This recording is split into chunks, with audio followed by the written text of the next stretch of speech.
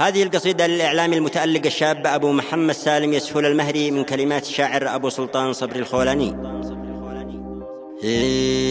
يا هاجس نظم حروف القافية، نعرف اكتب دعب الأبيات الجزال، وامدح أصحاب الشروع الوافية، أبو محمد من صناديد الرجال.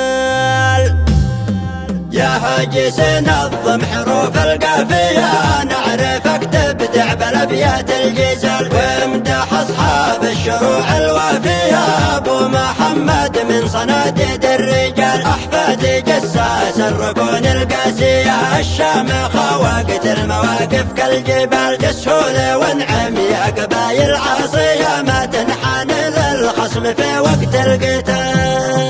مهري على مر السنين الماضية، تاريخهم موجود باقي لا يزال، من جالهم بالسلم يلقى العافية، متوارثنا تقبل هبا وخال، ومن وصل بالشر راح في داهية، يذوق كاس الذل في يده زلال، وانا لهم بشهد شهادة كافية، باسمي وباسم الربع خولان الطيال.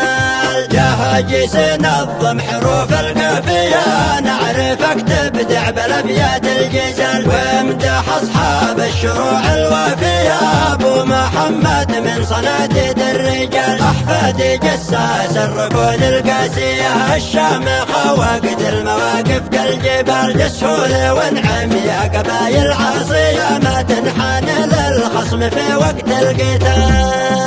مهري على مر السنين الماضية، تاريخهم موجود باقي لا يزال، من جالهم بالسلم يلقى العافية، متوارثنا تقبل هبا وخال، ومن وصل بالشر راح في داهية، يذوق كاس الذل في يده زلال، وانا لهم بشهد شهادة كافية، باسمي وباسم الربع خولان الطيال.